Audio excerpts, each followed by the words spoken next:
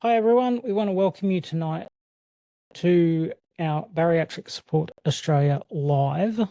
I'm Damo, this is Tash, and we run Bariatric Support Australia. We're so glad you could join us. And tonight we have a very special guest, the one and only Dr. Rachel Gold, clinical psychologist and founder of Gold Psychology.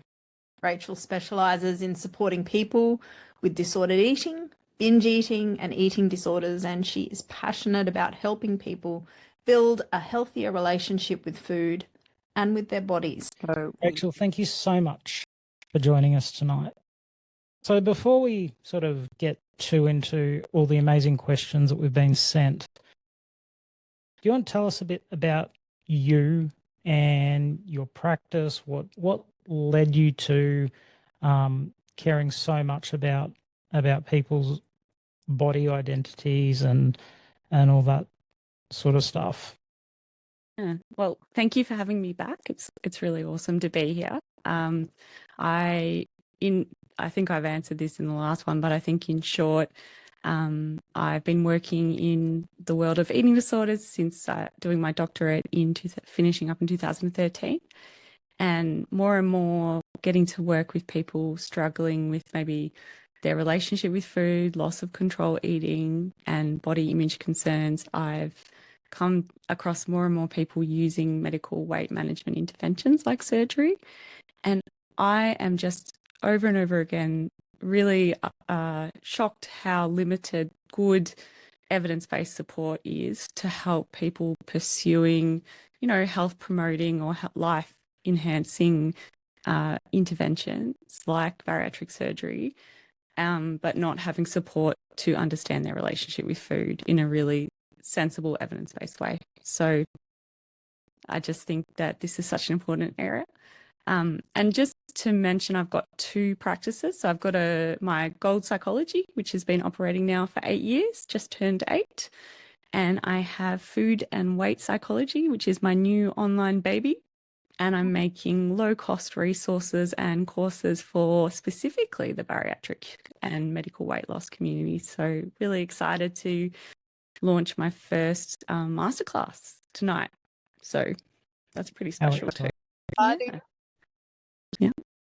We are really, really excited about this because, as you know, it's an area that we're passionate about. It's something that is so needed, and we want more support in this particular space. We know how needed it is. We know what our community is telling us, and we know from our own lived experience how important it is. So we're just very grateful. Yeah. And we've spoken about this, about what the community needs, and I really value hearing from lived experience, and I'm so excited to sort of talk to people tonight and also continue to learn from the lived experience community. So thank you for having me here. You're welcome.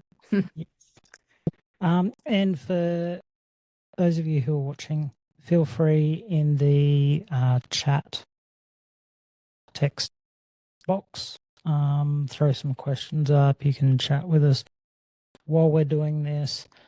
Yeah.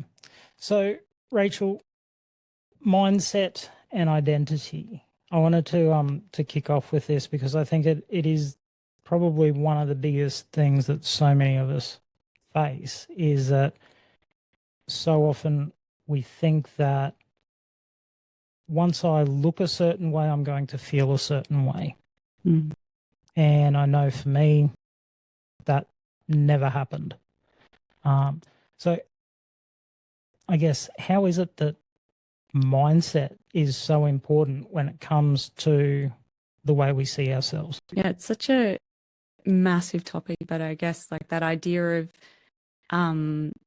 linking in, or almost our body being a way of getting deeper human needs met. Like, I think you're sort of referring to things like, once I maybe reach a certain weight or get under 100 kilos, I'll finally feel like good enough, or I'll be able to pursue relationships, or start dating again, or there'll be things that you sort of, until that point, I'm not going to be able to have things that I want. And certainly there's benefits of pursuing kind of these health promoting changes, but we need to separate our body weight and shape from our own internal world, our value, our attributes, because you're still the same person pre and post weight loss. Like whatever weight you are, you're the same person. And no matter what how you present, like you are valuable the way that you are. So I think it's really important to work on that, whatever size you are, whatever you're doing. There's been so much, I guess, with media, and this has been for decades, that, you know, if you want to be a certain way, then you have to look a certain way, you have to do certain things. And it's really just not true, is it? You know, the way we look, sure, there's judgmental assholes out there, but we shouldn't have to limit ourselves by how much we weigh, how we look, and those sort of things. Yeah, and I think that's true. And also we live in a world that's very weight-centric and discriminatory. So what you're saying, I wholeheartedly agree with, but I think anyone who's lived in a larger body knows that there are real ways in which weight stigma and, you know, this is an area of discrimination that's still allowed to run rampant in our society. You know, this is, it's not okay to judge people based on other physical attributes, but the lived experience of being in a bigger body, even though we know, and a lot of people know, that you are still inherently worthy, it's pretty hard swimming in our society that has like active weight stigmatizing behaviors, and even like the way our society is set up, like you're discriminated against by chairs and doorways and, you know, seatbelts. So yes, but also it's hard. I think it's a bit of a battle. Yeah, Tash is nodding. Yes. Oh, I'm just constantly amazed at the way that our society is structured like that. It reminds me of the fact that just yesterday I was at a cafe and I was directed to a booth and it was fine now, but I still have that internal reaction, that gut reaction that I had for years where, oh my goodness, it's a booth. And I know now that I fit, but I looked around and there was another lady and I could see by the look on her face that she was dreading the thought of being directed to the booth. And I thought, I freaking hate booths. I hate it. I hate that we live in a world where it's okay to make certain people feel like they don't belong. Yeah. Oh my gosh. Do you remember there was a restaurant where we grew up and they had a booth, that they had one specific booth that I actually got directed to, and it was the last time I went there. It was, yeah. They actually had a cutout in the table for people to be able to fit their stomach in. And, you know, you get directed to a table like that, and the feelings that, like, yeah. It's like one of the considerations with weight stigma in waiting rooms is you have size inclusive seating, but not just one, you know, fat seat. And that's what that makes me think of. Like, that is just so disturbing. That's what it was. It's like, what? It's insane. What is this place? And Yeah. why is this happening? So, I mean, of course, understanding that we live in a society like that, we know full well that that people that are going down the pathway of having some type of bariatric intervention have probably experienced some type of weight stigma or have lived their whole lives being bullied and made to feel different. And learning, well, I know that for me anyway, I learned to hate my body. I learned that my body, in terms of what other people thought, my body was broke and it was doing the wrong things and I wasn't okay.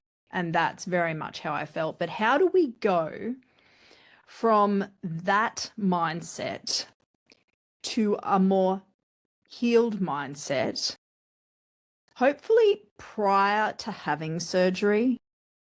If someone was watching this live and they haven't had surgery yet, what is the process to begin improving that particular part of our relationship with ourselves? Because I know from my personal experience that until I started working on that, it didn't matter how small I got, I still hated me. Yeah.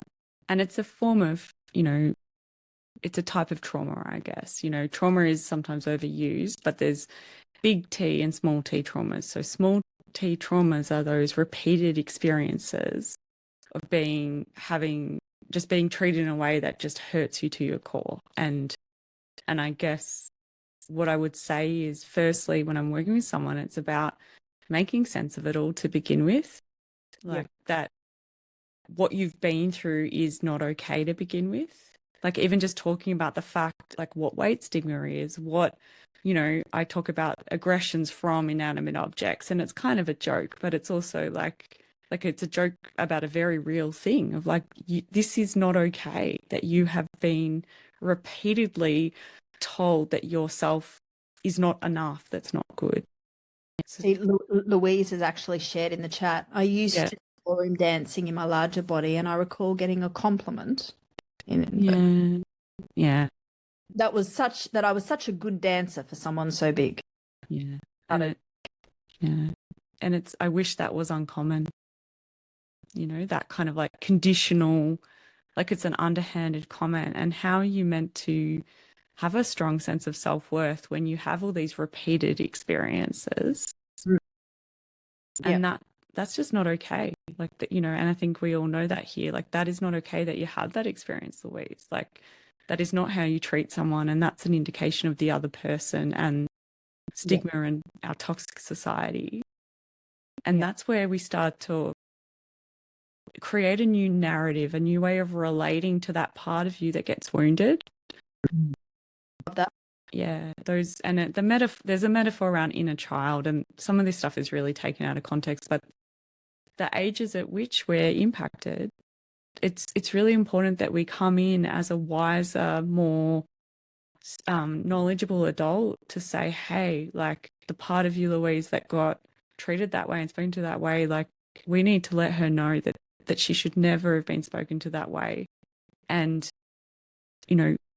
healthy adults around her know that this is not acceptable, and that she is worth, the fact that she's doing it is fantastic. Like we should all try. Good on her for getting out there. It's not normal to treat people like this. It's not acceptable. Yeah. I don't know if I've answered your question about mindset, but it's starting to really, It's such a massive topic. So when we start off, I mean, no one wakes up one day and for no reason at all decides that they're going to have metabolic surgery. That just doesn't happen. There's always something that's preceded it, or a lifetime that has preceded it.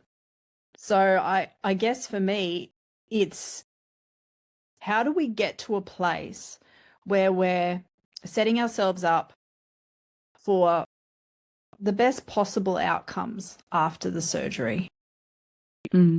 What can we do for ourselves to help ourselves along the journey? And I think that is probably where the whole mindset thing comes in.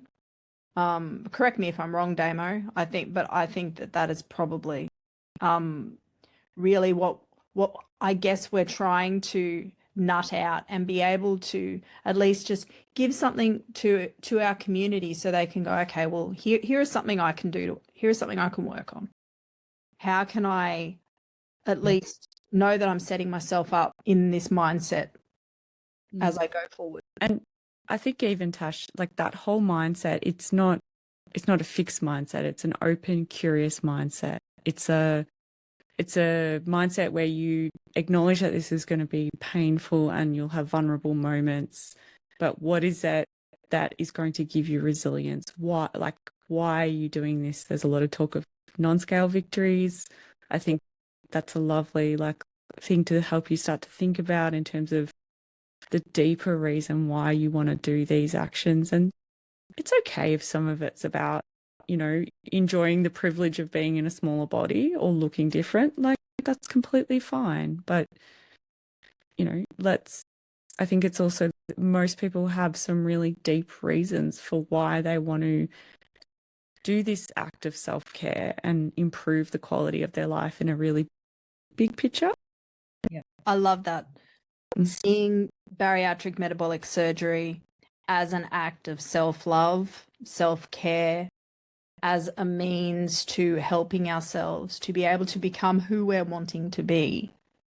And that is all about a growth mindset. It's all about changing. It's all about a journey that we're going on. And lots of if you've heard of self-compassion, there's this author, Kirsten Neff, who talks a lot about self-compassion. I think having that kind of trying to cultivate a compassionate attitude, because it is hard. You will make mistakes or be imperfect. You will stuff things up. And if you're quite if you're kind to yourself, not permissive, but kind, you'll be more resilient when you accidentally do something or, return to an unhelpful behavior as you learn to sort of care for yourself in a holistic way, which includes regular and adequate eating and, all these other changes that come into journey. I think for me, I went through a time where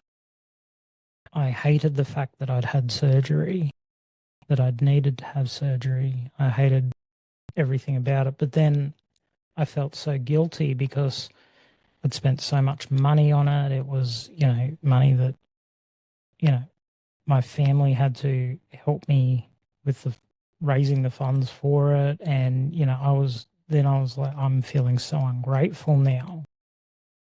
And trying to deal with those emotions when I couldn't even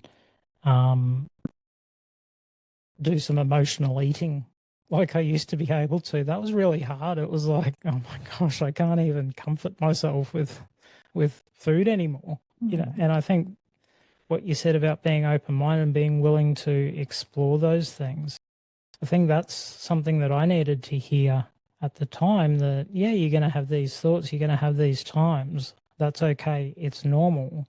But don't try and stuff it down. It helps to explore it and work through those things. Yeah. And it's that anger for being upset, like that, because we often have our first response, like, Damo, when you maybe feel that guilt because you're not as happy as you thought you might be. And then there's that first emotion. And then there's that second emotion of guilt. And then this third, there's all these waves that come in when you fight with yourself and you're hard on yourself, as opposed to going of course, you're going to feel different things through this journey. It amplifies things. It takes away maybe for what you said about food as a way to cope and soothe. I think that's extremely common for most people going through this. Food serves a purpose in terms of meeting a need for feeling soothed or comforted or having some fun. It's very human. Yeah, I totally agree. And actually, Louise has asked a question around this. I guess I just want to say, from my own point of view, food was my happy place. Food was a place that had never told me I was disgusting. It had never called me names. It had never done anything. I had used it in a very harmful way on myself, but I loved food. I really did. I loved it. And I still love food. So I felt so conflicted, because how do I have a healthy relationship with this thing that I love so much that I just keep having so much of it? And how do I cope when that relationship changes and I can't use it the same way that I used to? Louise has asked, how do we stop food shaming ourselves when we eat something that we shouldn't? I worry constantly and have chronic food noise. Yeah.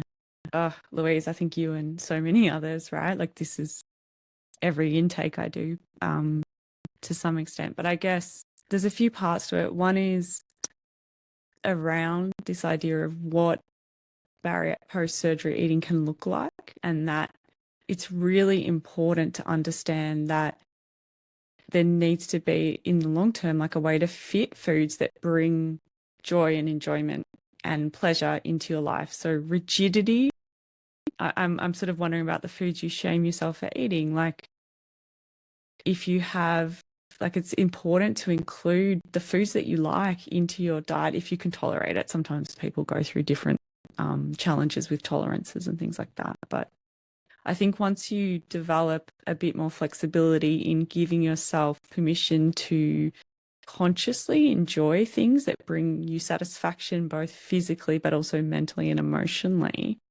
it starts to soften things a bit when you're. Definitely agree. Yeah. It's. Agree. That was definitely my experience. Well, I struggled terribly with even very small amounts of carbs. They'd caused my blood sugar to drop. I had terrible, and I still have to be very careful around that. But I still like to be out now. I can enjoy small amounts of certain things, and I feel no shame, no guilt, no nothing around it. But that took a long time, a lot of work. It didn't just happen. It's probably really only in the last couple of years that I've found that type of freedom.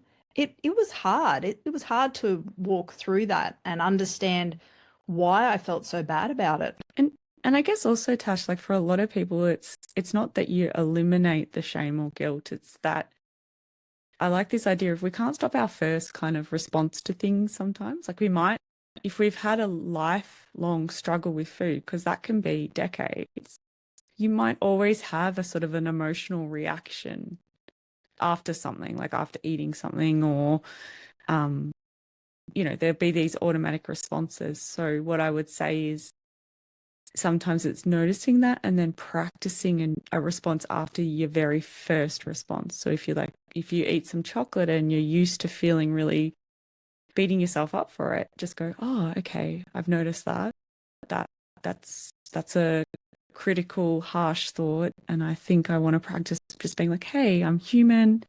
It's important that I allow myself to enjoy food for pleasure, and I'm doing it differently now. I'm practicing a new way. And that's what surgery gives you. It gives you the opportunity, a bit of breathing space to practice new ways of relating to food, because you can't necessarily eat as much, or there's a bit more kind of physical control, I think, Yep. which can be nice to go through that.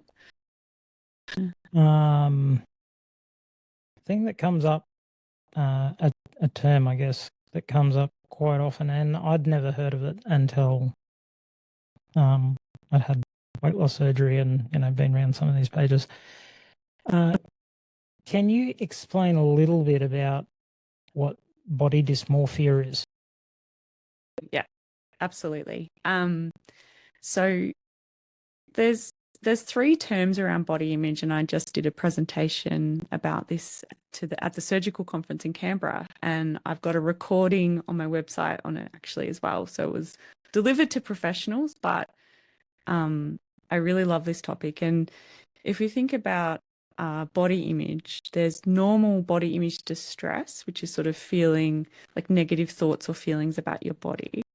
But body dysmorphia is when it sort of takes on a level of kind of delusion, for want of a better word, where you start to sort of see things that are not accurately there. So if we don't think about weight, if we think about often body dysmorphia relates to perceived imperfections in someone's face. So they might think that they have this terrible, awful, disfiguring thing happening, but it's actually not. It's like a little mark when other people look at it. And with weight loss surgery, body dysmorphia often presents when your brain can't catch up with the rapid changes that are happening to your body. So you literally can't see that change in your body. And that's very real for the person experiencing it. It's not based in reality, but it's a very disconcerting, distressing experience, because maybe you know intellectually you've lost 50 kilos, but you literally still see the same person pre-surgery in the mirror. And Wow. it's probably got a very neurobiological basis. So you're not crazy. It's just your brain doing its thing that makes you a bit freaked out. But typically with time, your brain does catch up. And there's different things that people might need to do to sort of connect to those changes, such as, less checking or less zooming in on body part, or accepting the shape of your body. Sometimes people will get a bit, their perspective of themselves gets distorted because your shape isn't like, you might have loose skin or things that sort of don't look the way you would expect of someone who's lost that weight. But it's quite common through the journey, and very common in eating disorders. We usually see it in anorexia when people are underweight, but they see a large person when they look in the mirror. It's the exact same thing, just reverse. Wow. That would be very traumatic, I would imagine, for someone going through that, being able to see, okay, I've lost 50 kilos on the scales, but I can't see where that's come off. And even just going into shops, a lot of people talk to me about how they still reach for like a size, a much larger size, but they're a much smaller size, and that's quite disconcerting. Yeah, that was 100% me. I was a size, well, I am a size 6, and I went into a shop and I reached for a size 22, and the person, so this was years ago, like sort of when I reached the lowest weight that I reached, and I hadn't really been into a shop like that for ever, and the person handed me this smaller size and said, "No, this one's for you." And I was actually horrified by it, and no, like that's. And she said, "No, this is for you. Go into the change room." And I went into the change room, just bawled, because I could not understand how I would fit into that. And then when I put it on and I did fit into it, that made me feel even worse. And that was very unexpected. I didn't expect to feel worse, that I could fit into, but in my mind, I didn't fit into that small size. In my mind, I was still wearing a size 22. And I was very distressed that I couldn't see that I needed that smaller size. It took a lot of time. Yeah. I think if you'd been forewarned, how do you think you might have felt, Tash, if you sort of... I think had I known in advance that could happen, I think that it would have been a very different experience. But I think because I hadn't had any psychological support in that particular area, I just felt completely and totally overwhelmed in that moment. Yeah. And I think this is why talking about this is so helpful, because, when you can sort of map out the terrain a bit ahead in time for people, and they, for instance, when I see people before surgery and say, hey, like, your weight is not going to be consistently changing, like post-surgery, you might gain weight as you recover, like, let's look at other ways to monitor progress. It just gives people that resilience when they're forewarned, you're forearmed, I guess. Like, you're not, like, this is a thing. It's distressing. Body dysmorphia, so distressing, but it's a thing and it will get better. You're not alone. And I don't know how long it took you, Tash, but it can take a while. It probably took 3, I reckon it took 3 years, honestly, to be comfortable with it, and to go in and go, oh, okay, yes, that's my size. But I did get there eventually. And I even went into shops that I definitely wasn't allowed, in my mind, like not allowed to go into. We do not go into that shop ever. And I remember standing at the door going, oh, just sort of putting my big toe in and then thinking, no, it's okay. I can go in. I can go into this shop. And now I'm fine, totally fine. But it was a process. It didn't just happen. It was definitely part of self-talk as well.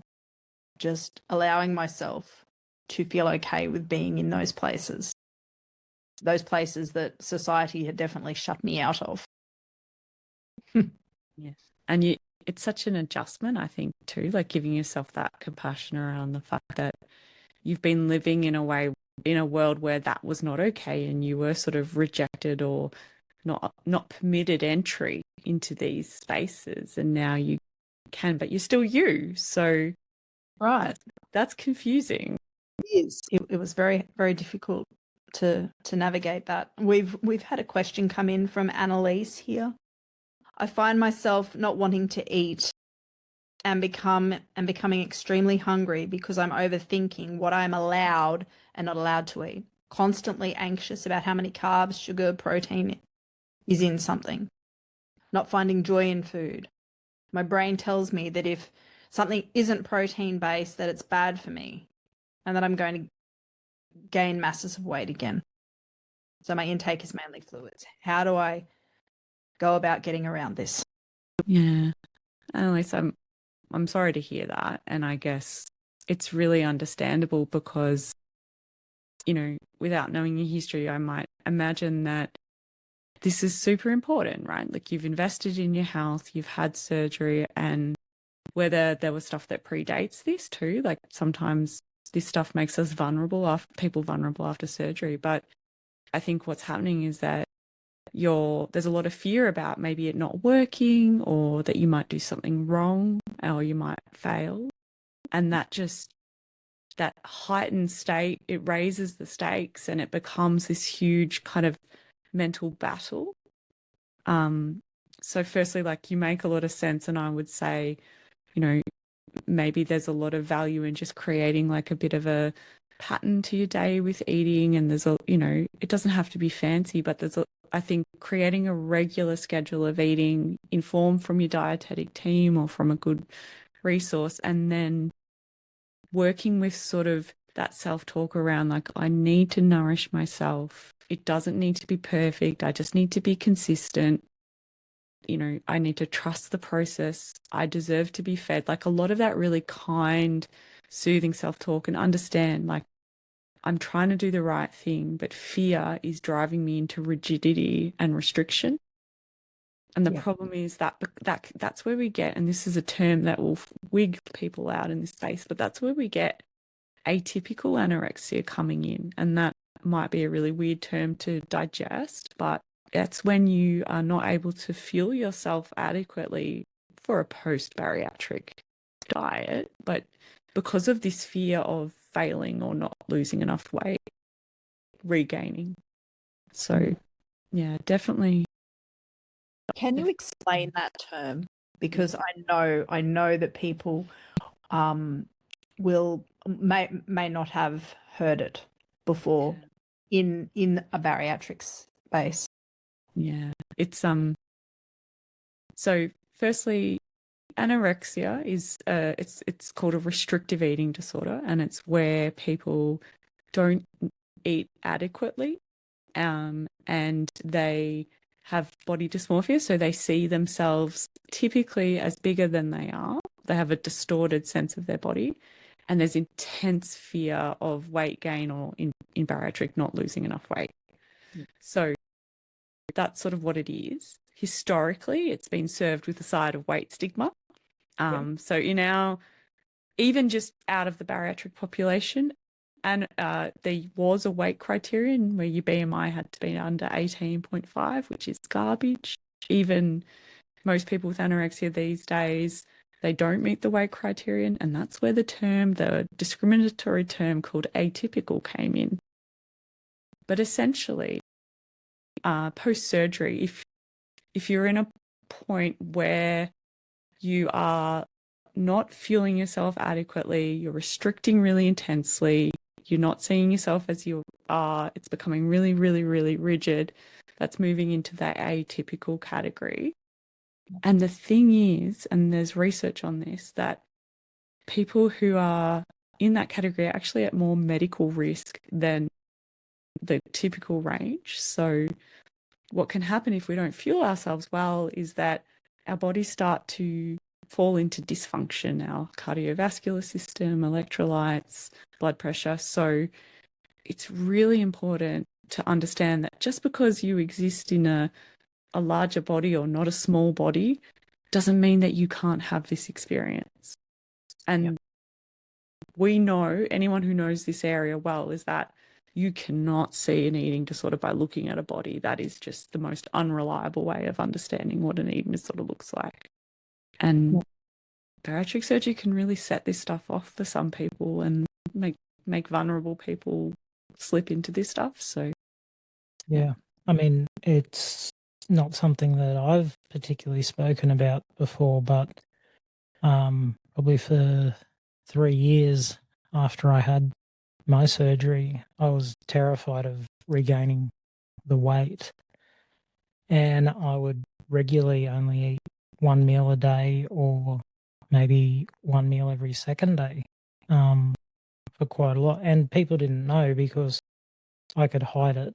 If I went to a party, I would sit there nibbling on stuff, but, then there was other ways of dealing with that too, which, I had started doing.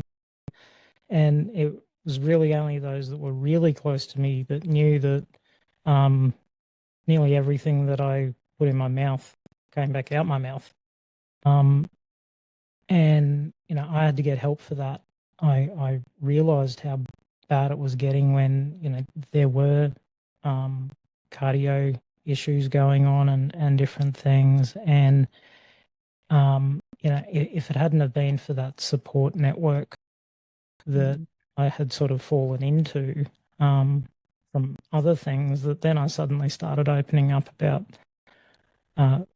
these hidden things that were going on. It'd probably be a very different story now, because I think it can be really easy to hide things, especially after weight loss surgery, because people expect, oh, well, they don't eat much, they've had weight loss surgery. That's not necessarily the case. After 3 years, you should be eating regular, fairly normal meals for most people, especially after a sleeve. So I'm very passionate about this because, it's also something that guys go through. And, I guess that's another stigma that I had to face was, this whole thing, it's just women that, my friends at school that went through it, though, it was all the girls. It was never the guys that spoke about it. Guys were never allowed to have body image issues or anything like that. We just had to suck it up, and bullying was just half a course. So when I see that, and you're passionate with the disordered eating as well, and that was another topic that I'd never really heard of until I was going through all this sort of stuff. I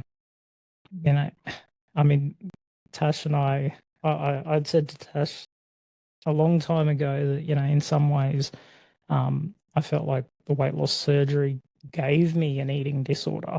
And I think if the more we talk about it and the more open-minded we can be when we hear these topics, then it's going to make it easier for people to go, oh, maybe that's something I need to talk about, or, that could be a path that I'm starting to maybe go down, and I need to go and speak to someone that can actually help me through it. Yep.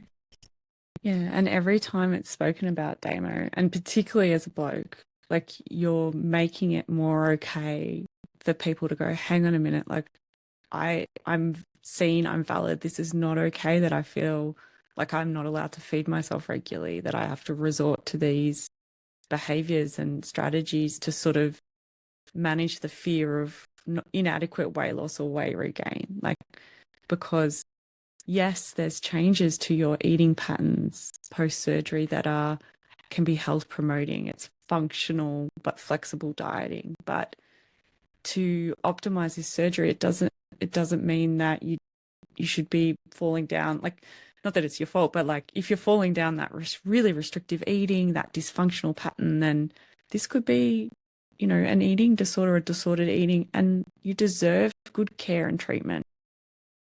It's not, there's so much shame. This is the bit that really gets me. There's so much shame and self-blame in people, particularly when you've existed in a larger body. And it's all about it being the individual.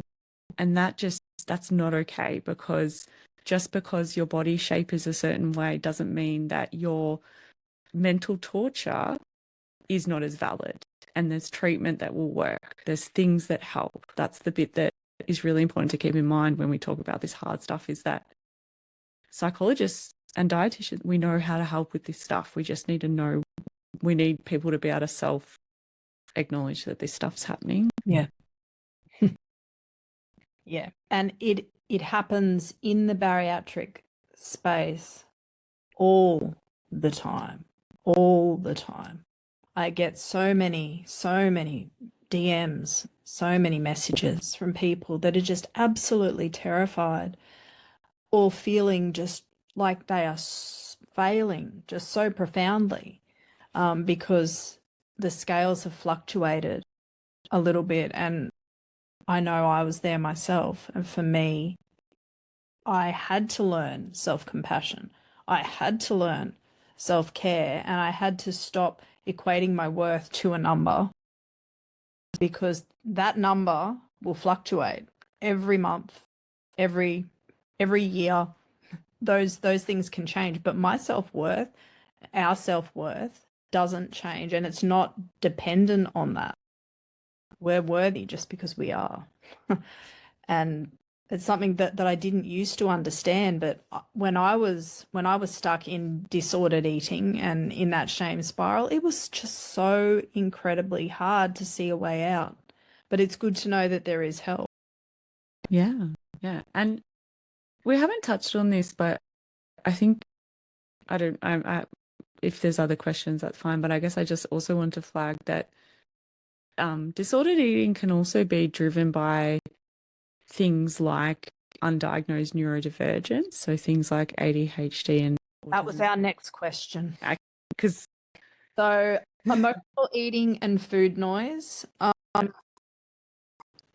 and then also wanting to talk about mental health and lived experience.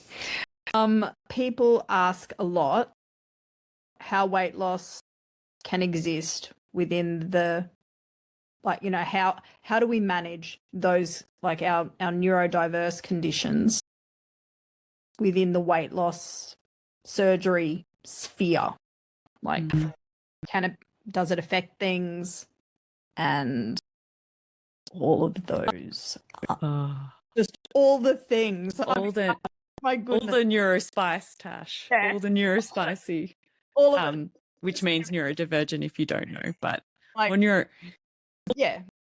Our like ADHD, I mean, right here. Yeah. ADHD, our autism peoples, our, those that have PTSD, all the things. How do we get all of this to sit alongside our bariatric experience? And how do we process it? Over to you.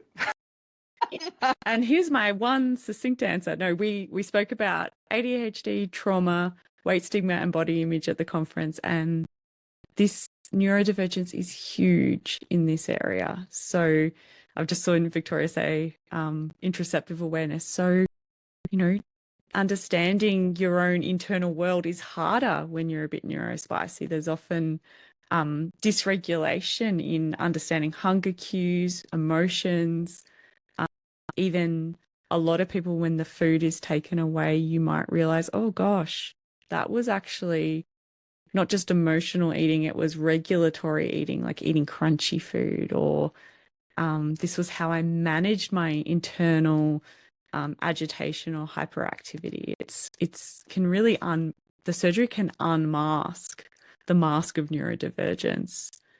But taking it a step back, one thing that we know is that there's this huge co-presentation of binge eating disorder and ADHD. And then we've got a huge population. There's a high, I think it's about 30% at least of people with ADHD are part of the bariatric population. So I don't know if you've seen Rachel. Sam has just said that she had a late diagnosis, and the crunchy thing, like stimming. Yeah. And you have no idea, because how do you even know what neurodivergence means when you're a, late diagnosed female that is high masking? It's often right now what's happening in the field. I love the word, but yes, like right now we're catching up. We're actually understanding what high functioning women look like who have neurodivergence. Now you've got me on a favorite topic. And it's interesting how it shows up. So this intersection between food and neurodivergence there's so many facets, but for instance, there's the crunching. So sometimes it's not the taste of food, it's the crunching is very soothing, or it can be things like dopamine seeking and reward, like the pleasure circuits in your brain when you are an ADHDer light up harder. Like it's not a shame. There's so much shame people have around this, but literally your brain does respond differently to reward, and food tastes even better when you have ADHD because of the way the brain circuitry is. So, and then we've got things like the overwhelm of the post-surgery diet. If you're an undiagnosed or unmedicated ADHD, then that's a huge mental load, and that's going to make your executive function beans just fall apart. So a lot of this, or the VLCD shakes. Yeah, I think anyone who has any sort of neurospicy going on, the VLCD shakes are just shit. It doesn't matter what they do to them, they don't taste like a Macca's frappe. They're not going to. And I struggled like hell with them. I don't know, Damo. I'm laughing on the inside at what you said, Dr. H, just about our executive function just going bloop.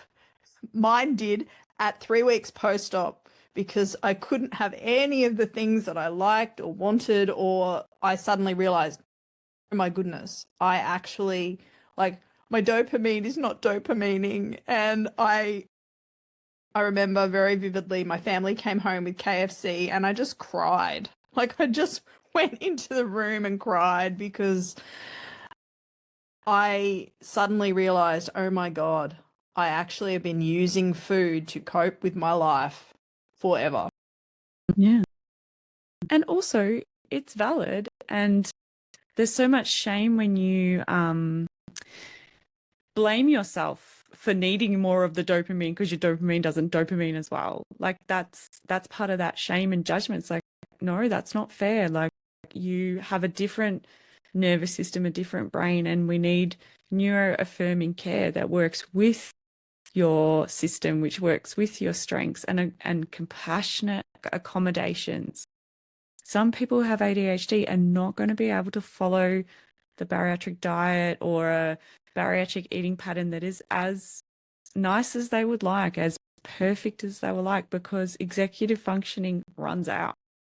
Like, we have to be really aware of all the different factors that come together so that we can actually set something up that's going to be sustainable for a long time. 100%. And I love that. And I actually call it myself, my scaffolding. That's what I know I've worked out over the last 7 years, is how to scaffold my life. The foods that I can eat that help me do that. the way that I get my crunch, the way that I do those things, how I pair things together to be able to do it in a way that I don't dump. Like there's an art to it. There really is. But it doesn't just happen in one day or 2 days or even in 1 year.